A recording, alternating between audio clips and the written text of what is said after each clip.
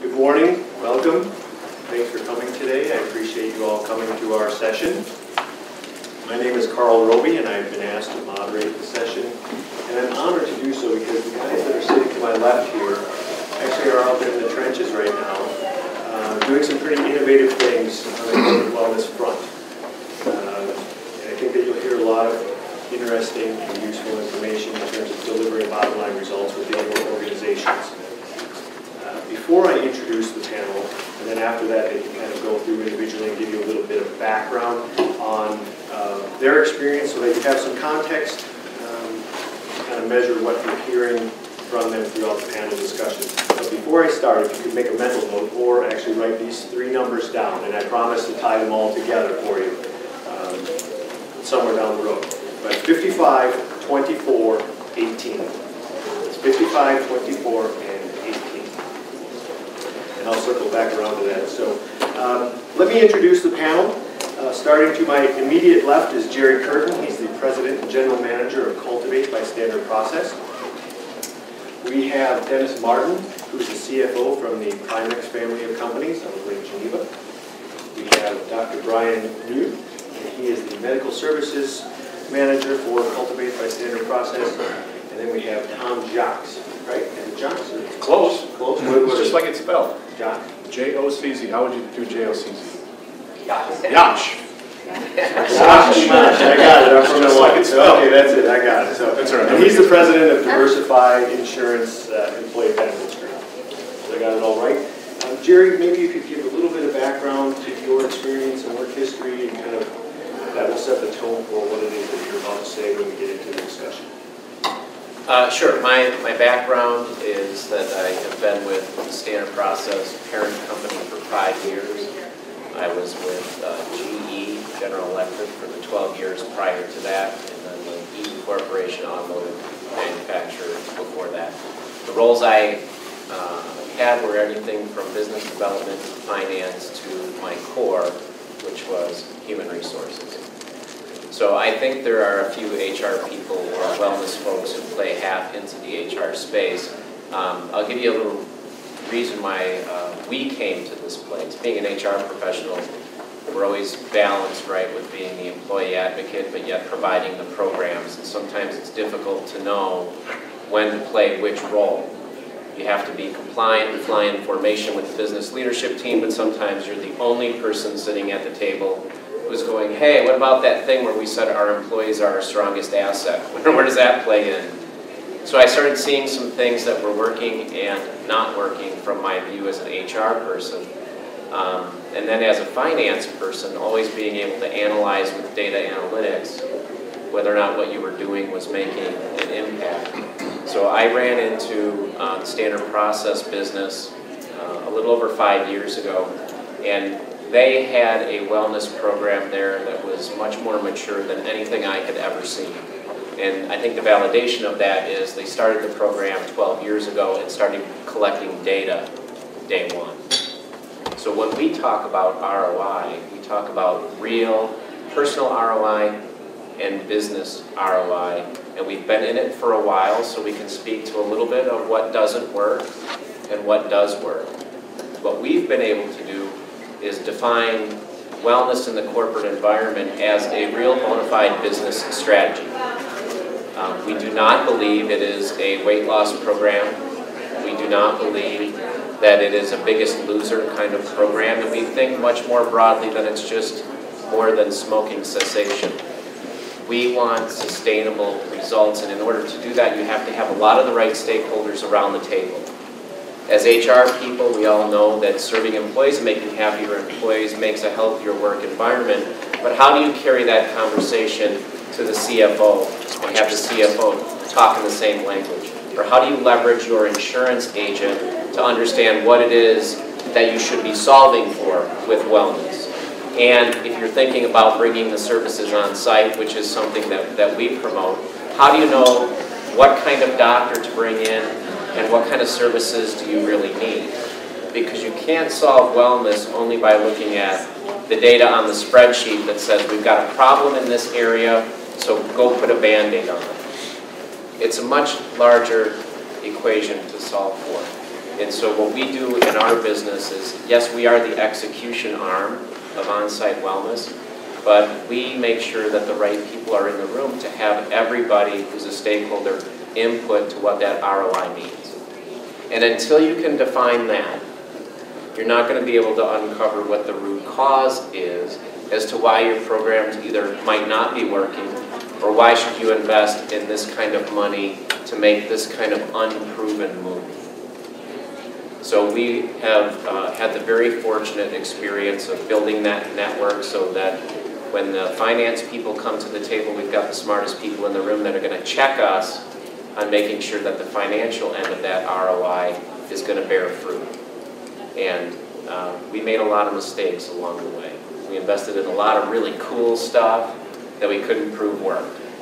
We did a lot of programs that worked, and then 120 days later found ourselves right back where we started. So we applied a vision that says a business isn't healthy until its employees are. And we tried to create systems and tools like engineers do to put in a new program and a new strategy, so once you do the Biggest Loser campaign eventually, 85% of those people 120 days later still have the weight off, right? You can run a program, but it doesn't help if it doesn't really change. So our philosophy is that, again, a business isn't healthy until its employees are, but we don't have any problem saying this is who we are. We are health conscious. We are promoting well-being. And if you want to be part of our team, our environment, we welcome you in. And if you think about that for a second, it's a very different message than we've got a problem that we have to fix.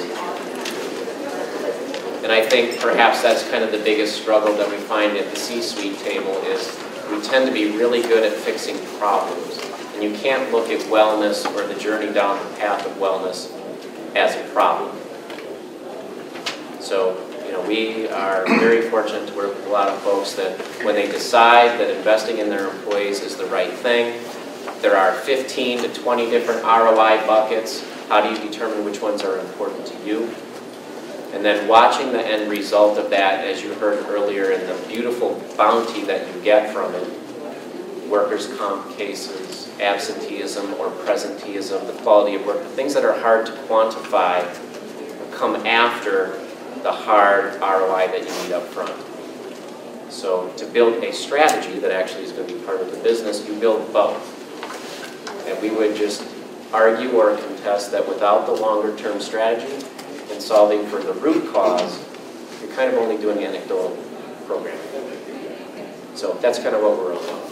Okay, thank you. Thank you. And Dennis Martin from Primex. You want to give a little bit of background on your experience, your background, your education, your work experience, and kind of how your company's working a little bit within the wellness space? Sure.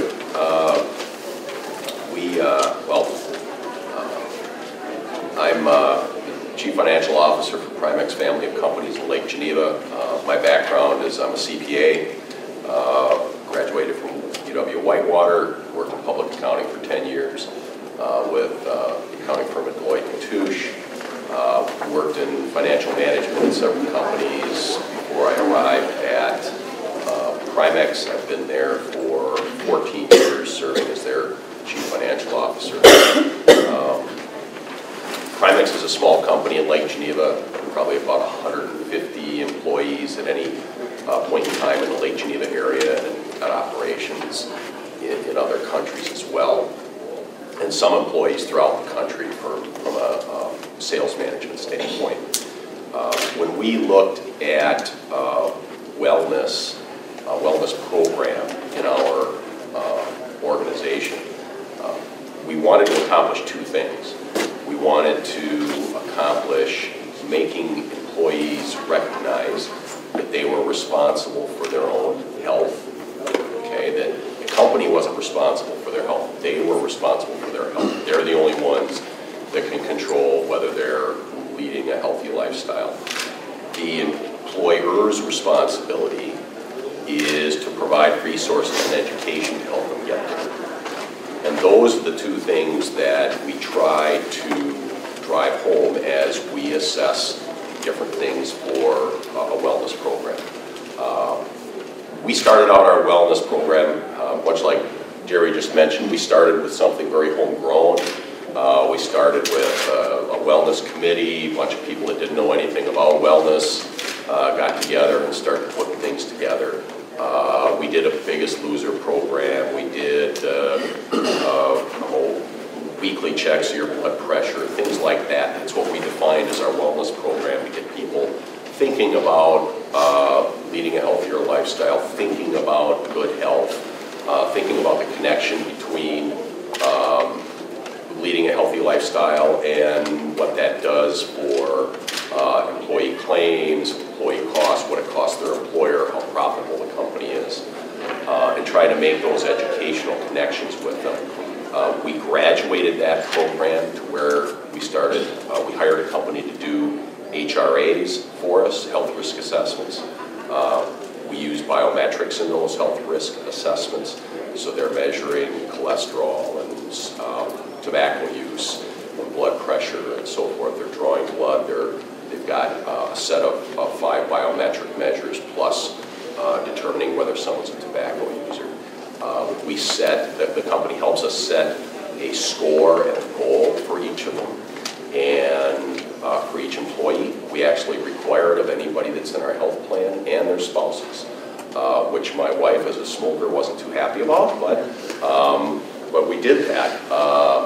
And then we took the additional step. And again, what I'm getting at here is our wellness program was an evolution. We started homegrown. We started bringing outside resources in. We started using the HRAs, and we started implementing discounts or penalties, however, I know we're supposed to call them discounts, but based on the HRA results and whether people were smoking or not or meeting their HRA goals, that dictated what they were paying for health care. And that was very effective. We took an additional step. We worked with Tom's group at Diversified. They were very good in assisting us in doing modifications to our plan design and providing resources to our employees. Again, to educate them, to make them recognize they're responsible for their own health, but also to provide them resources with which to attain a healthy lifestyle as well. We did things within our plan that incented them to be good consumers of health products and health pharmaceuticals, health products, health services, to the extent they needed those. But always stressing that we wanted them to have a healthy lifestyle and to strive for that.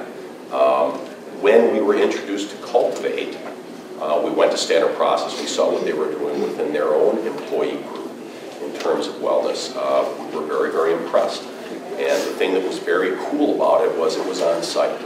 It was right there. And what that does a couple of things, and it's done a couple of things at Primex since we brought it on site. Number one, it really raises awareness within your employees. They can't help but see that you've got an on-site chiropractor, you've got an on-site nutrition consultant.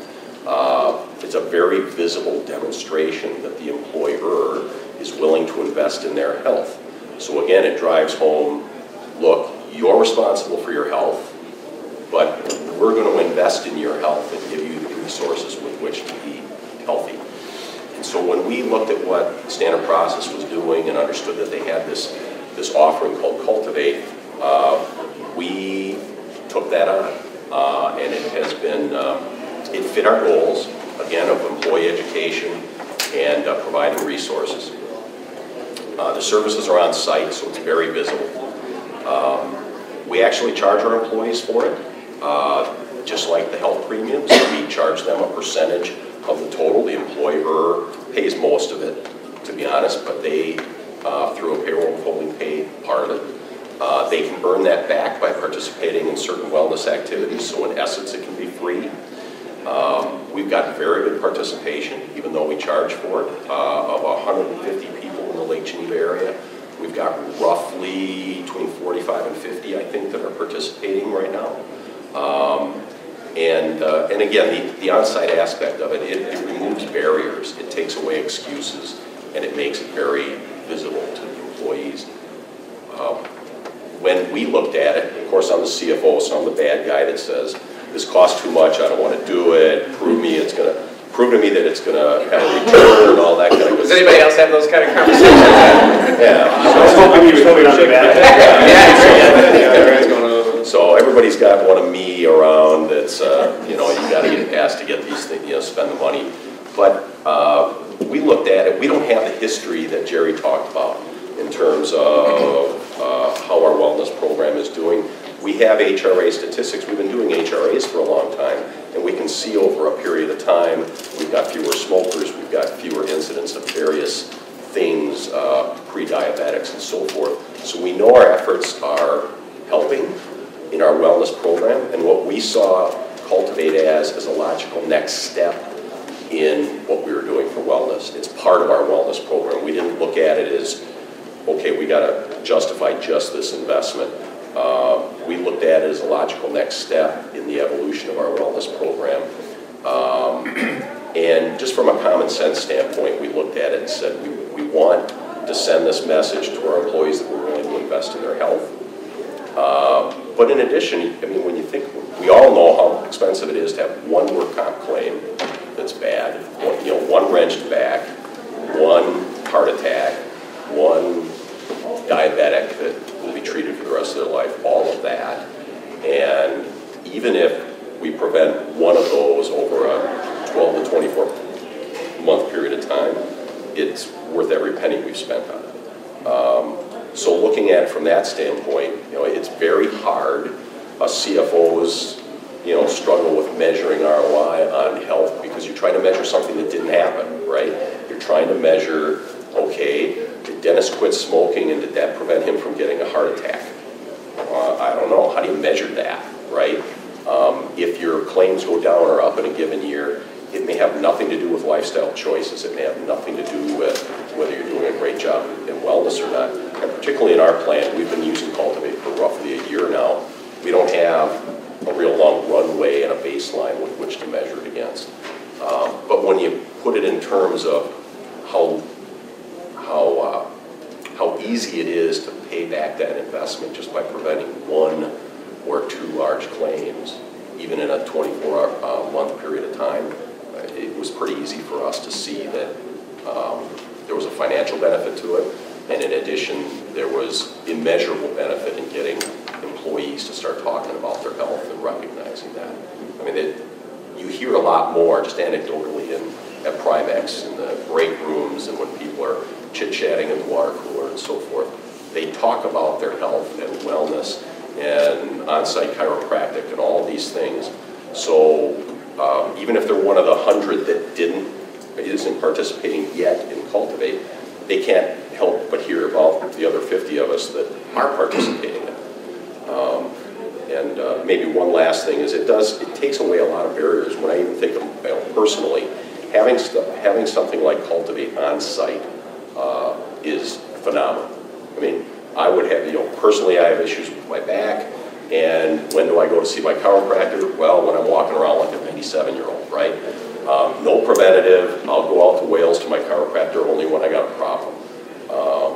And that's not the right way to do it, right? It's not the right way to do any kind of health regimen. You should make it part of your lifestyle. It's so much, I have no excuse not to keep myself healthy when I can just go down the hall and see Dr. Bryan, and he fixes what ails me or prevents stuff from getting bad. And it's available to me all year right down the hall. Same thing with nutritional consulting. If I want to lose 20 pounds and figure out how to keep it off, it's available to me right down the hall. So it's very valuable from that standpoint. It takes away barriers. It takes away my excuse to go, I can't do that. So. That's good, thank you. And that's a great segue into Dr. Bryan, who's next up over there. He's the Medical Services Manager for Cultivate, and he actually works on site at Primex, and I'll let you take it away from there and talk about what it means to be on site and what your role is and your background. Cool. Morning, everyone. Thanks for having us. First, I'm also a UW Whitewater graduate. A few years later, I'm assuming. Yeah, quite a few later. Right? And after that, I'm a chiropractor by trade. So I went to Palmer, Florida, chiropractic down there. So a lot about surfing, a little bit about chiropractic, which I love. Love that. After being in practice for a few years, I came up with standard process. I have been there, been on-site wellness, so providing chiropractic care to their employees at no charge before work, after work, during work, at any time they want. Also doing the nutritional consults on-site, so doing a lot of the stuff that Dennis had mentioned. Also health education or fitness training, anything pretty much anything that somebody needs in the wellness realm. So I've been doing that for a long time. While we're seeing all of our results, because we're tracking everything, all the metrics, realized all the benefits that our employees are seeing. So that's where we developed Cultivate, so we could start trying to bring this to other corporations. So after doing that for about a year or so now, I am on site. It's more about just being the visible aspect there. So I'm not at the end of the hallway. I'm ingrained in the center of the building. So employees have to walk. They have to walk by me. Yep, So absolutely. I'm not at the end. So people see me all the time, not just seeing me for appointments for chiropractic or for nutrition or fitness or whatever it is. They're also going to see me in the hallway. They're also going to see me in the lunchroom. I'm seeing everyone. I get so many more contact points because I'm on site. I get to build all these different relationships versus in the average population. Most people go to see a chiropractor because they have neck pain today, one adjustment or whatever, and they usually don't go back. You don't get a lot of information from that. This, I can go to people's jobs. I can watch them do their job. I can do their job with them, talk with the safety manager, and we can build a better working relationship with that patient and with their supervisors if we need to go that route. Just being on site, though, you get so many more contact points. You can build a better picture. You're actually being able to treat the patient or the employee as a whole person and not just what their pain is. First question somebody comes in, I want to know is, what's the good word? I don't want to hear negative stuff. Let's talk about something fun, something positive, what your kids are doing or whatever, if it's a busy day at work. And then usually it's the next question is, any new injuries I need to know about? Because they talk about workman's comp. If it's workman's comp injury, we actually don't want chiropractors on site looking at workman's comp. It kind of muddles the water a little bit too much, so we refer out to the appropriate care. When they're released from workman's comp, then we can continue care that way. So those are a lot of the big benefits, just being on site. The visibility is the number one. We get a lot more information, so that way we can keep treating and keep working with the patients like that. And then from there, we can also teach them how to take that stuff home. At standard process, we had all of our employees, free chiropractic, and all the health benefits that we had. Our spouses are actually costing us double what our employees do, which I'm sure is like everyone else's businesses too. So we try to figure out how we can combat that. So we opened up chiropractic to our spouses, the lunch and learns to our spouses, the fitness center to our spouses. And just after 1 year, sorry to steal your thunder, but Don't steal my thunder. that's where 18% of our costs were decreased just on the spouse care in 1 year. So we realized that's something you have to do. Not only see the patients on site, you also have to be able to reach their family through healthier choices, giving them more information so that they can take home. They may be the employee might be the person that buys all the groceries, but they might not be. So that way, if they can bring that to their spouses, so they can learn to eat healthier as a family or be more active as a family, we'll find much better results that way too. Thank you, Dr. Bryan. Mr. Jocz. I got it that time. Being last is good because I get to say that all the things that these gentlemen talk about are sort of what we help manage at Diversified and bring it together as that puzzle piece. So I'll jump backwards because I didn't do the standard who I am and how long I've been there and where I went to school and all that kind of stuff. But Tom Jocz, I'm one of the owners and the president over at Diversified Insurance. We're just up here in Brookfield. Our job is, brokerage services of healthcare and employee benefits and things like that, but we do a lot of other things as well. But as Dennis mentioned, we work with his company. I've known Jerry and the standard process folks for a long time. So we were the folks that sort of initiated the conversation with Primex in regards to what their goals were. So from a broker standpoint, you all are different people, come from different companies. Some of you may be on the insured side, some of you may be on the self-funded side. All of those have different responsibilities when it comes to how you look at wellness. And sort of the theme that I hear from the panel is that, there's steps in this thing. And it also has to, I think one of the biggest important aspects of any kind of wellness initiative is that it has to come from the top. You have to have a management team, as Dennis spoke about, he gave a lot of no's as we were talking through this thing. And that's good, but we also have to keep in mind what the philosophy is of the business, and then we have to get the top buy-in. If top doesn't buy in, it goes nowhere. And you guys shake your heads because that's how it works in anything.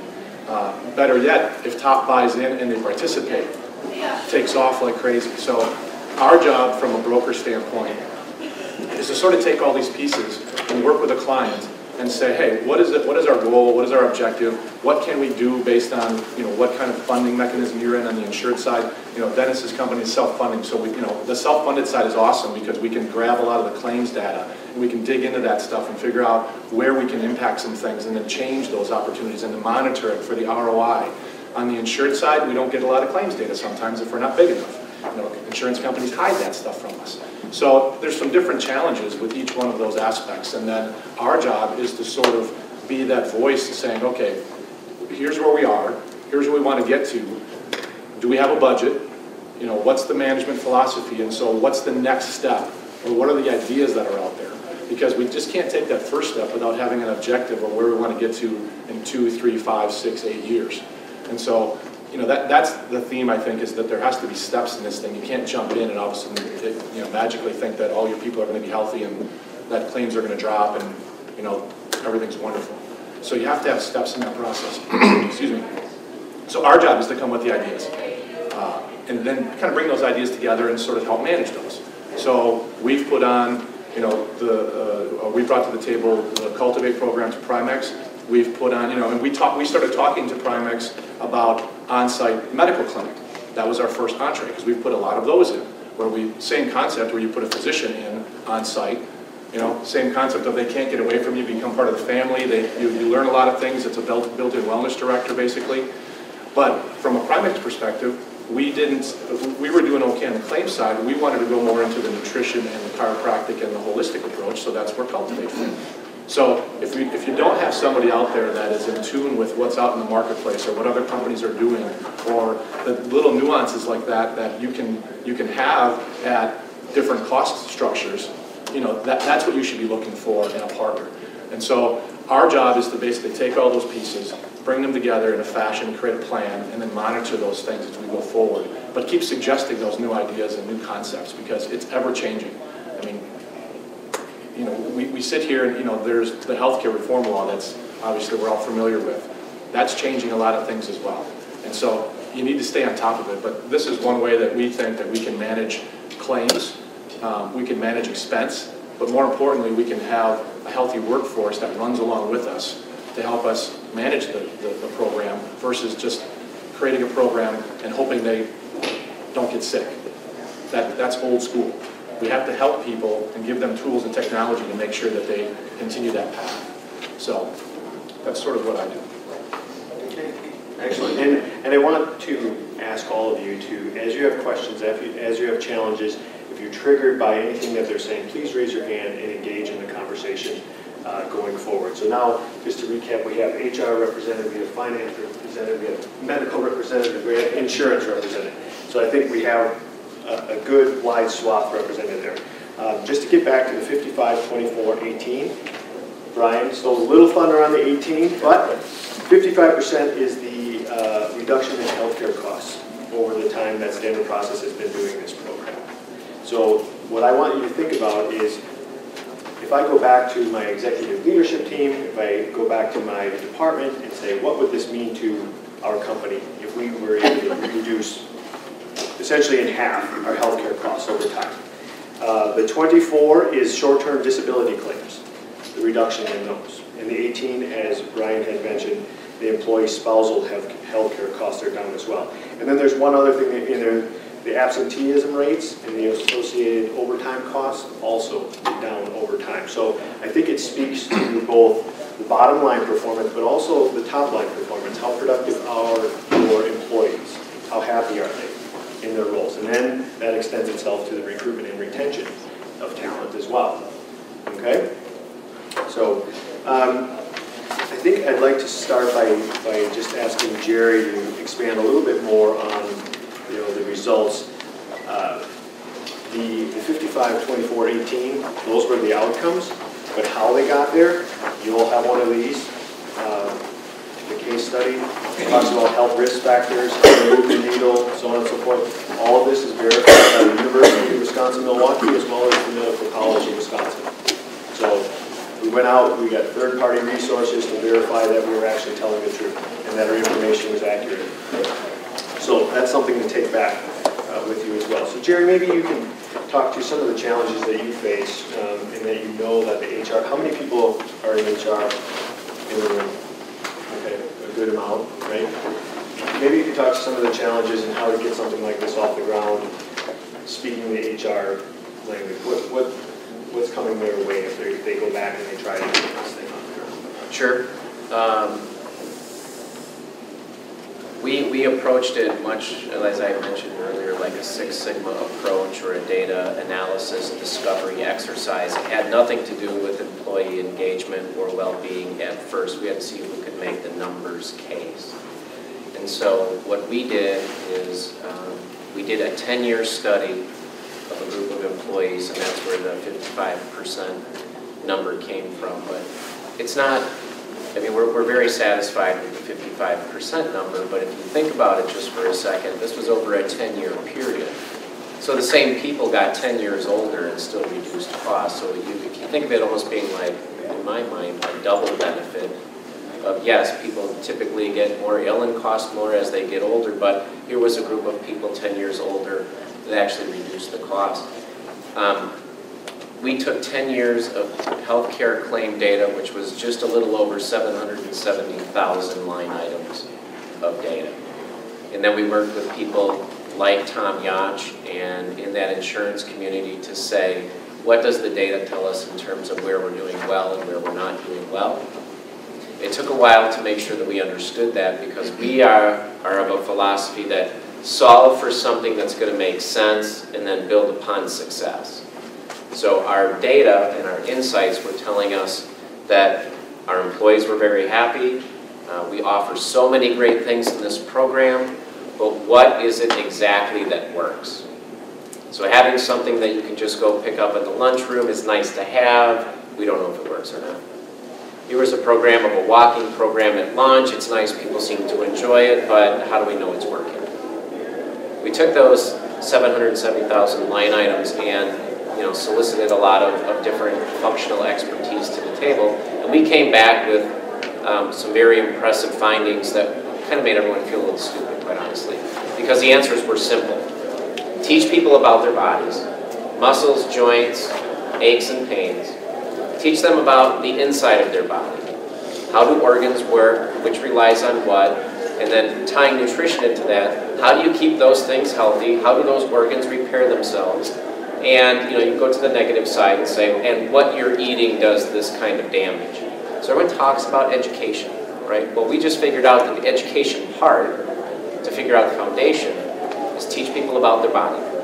Teach people about what goes into their body, and then allow them to take the first step. And yes, we have acupuncture and some therapists and daycare, and the model has really blossomed in 12 years. And some of those are nice to haves, but we had to demonstrate that if we taught people about their bodies, and in our choice it's via chiropractic, if we tell them about how their body works from a nutritional standpoint and how to make healthier choices, encourage them to exercise a little bit, we'll educate them on the right things. The other part of the data, though, that was really kind of cool, and I think it's good to share with other HR people, is that when we started considering the program, you naturally think, I need a program that everybody's going to enjoy. Right? And you hear a lot of people investing in things and you go, well, I don't know if everyone's going to like that. We discovered that you only need 30% of your population to participate at an active level, which, we kind of have our own recipe for that, but 30% starts to move the aggregate numbers. So you don't need 100% success to have a ROI successful program. So our philosophy was, we don't have $10 million to invest in this. I have to invest my money wisely. Let's invest where we can build the foundation. We can track and measure everything that we do. We can get people thinking differently, and then it will spur and spawn other things, because we think that we can get 30% of the people here to participate. 10 years later, 97% participation. So when we go down this road, and my advice to HR people would be, start off by really truly understanding what it is that you're trying to solve for. Wellness might not be your best approach if you're looking to raise employee morale after the last 3 layoffs you just did. Some people want that because they think, oh, this is the right thing. We got to, have everyone think that we care and love them after we just laid off 300. Some people are looking for just engagement. Well, there would be some other business issues indicative of low employee engagement. Will wellness solve those? Maybe, maybe not, right? So analyzing and studying the data allows you to say, here's where the areas of opportunity exist. Now let's overlay our culture, our leadership team. Is this who we really are? Can we get out here and can we do it? So our ability is to make sure that the right solution gets applied to the right issues. And we're just very adamant that the simple core stuff is most important. If I can get people to understand their bodies and not get hurt and want to be well, and understand that it's not that I want you to stop eating donuts, it's that when you do that, your liver is going under attack. Your blood sugar is going under attack. How can you be a good, responsible employee if you're not clicking on all cylinders? The other risk we have is when you bring wellness on site, you've got a lot of partners at the table who go, that takes time away from getting work done. I can't take people off the line for 20 minutes, Jerry. I would argue this. People are genuinely appreciative when nice things happen to them. When you provide the right programming and work within the confines of the business structure so that shift time, line time isn't jeopardized, you'll find discretionary effort goes through the roof. We kind of all laugh and snicker sometimes when we say, well, how many people are paying their bills at work online? How many people are checking Facebook or whatever, right? Not working. When someone gets an extra 20, 30 minutes in the day that they're getting paid for to take care of themselves, you don't have to worry about whether or not they're wasting time. 90% of people will say, this is a benefit that I receive. I'm not going to screw it up. I'm going to cherish it. So when it's workout time or it's consult time, that's for me. But when it's work time, I need to get my work done. And it actually becomes a more and more efficient operation over time. But that is like a leap of faith most people don't believe in. So our answer would be, on-site wellness is a solution everybody can adapt to, and it has to be scalable with the plan.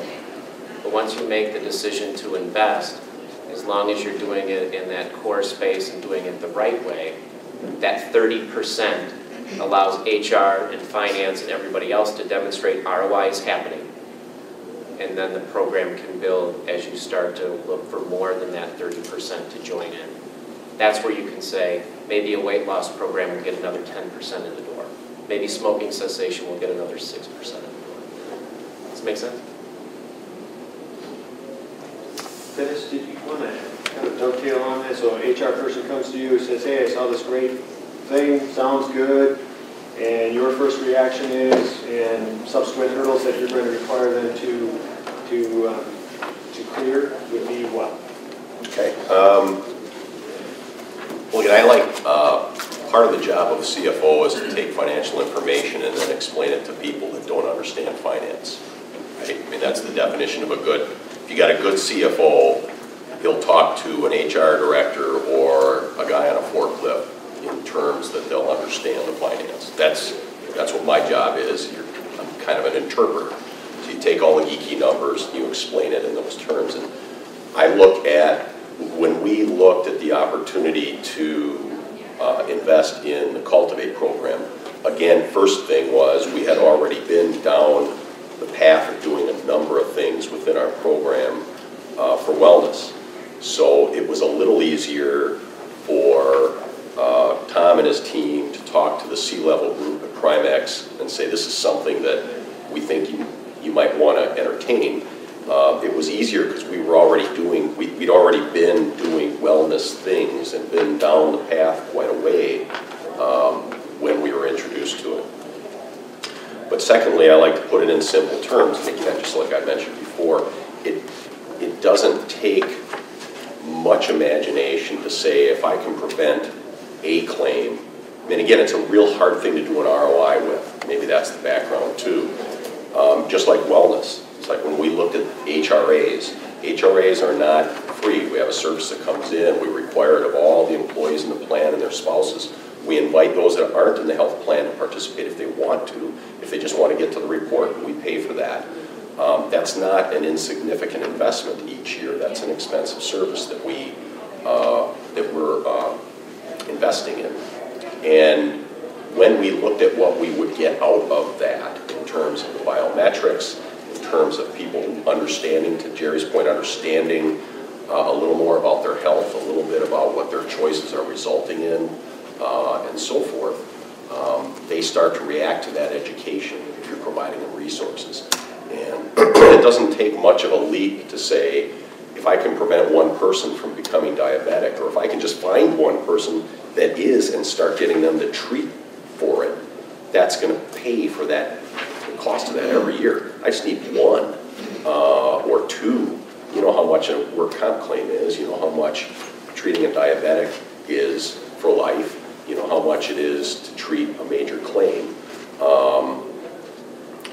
Again, it's hard because if the things that is very impressive of what Standard Process did is when they analyzed 700,000 lines of data, you got to imagine that they also have to segregate that between how much of this is lifestyle choice type claims and costs and how much of it is not, right? Because we can control the lifestyle kind of stuff. We can't control if someone gets in a car accident, right? And in a plan our size, it's small, a good or a bad claims year might be that car accident or that heart attack. And then you have to look at that and say, you know, when you're analyzing that data and trying to come up with an ROI for your wellness program, you have to decide, I'm only controlling the lifestyle kind of things, not the accident kind of things.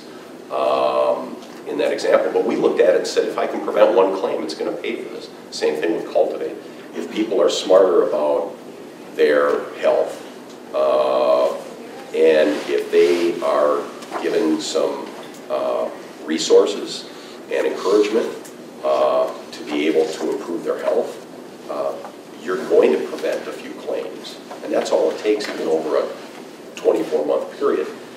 And so when you look at it from that standpoint, you get away from all the geeky CFO kind of numbers and go, look, this is kind of, at least for us, it's easy to see that this is going to be something we want to do. In addition to all the benefits of getting employees talking about their health and seeing us investing in their health and providing them in resources, all the intangible benefits you get from doing that, and by putting it on site, it's not a stretch to say, am I preventing one or two claims every year or so as a result of what I'm doing? It's real easy to get your brain around. I probably am. I can't prove that I am, but I probably am.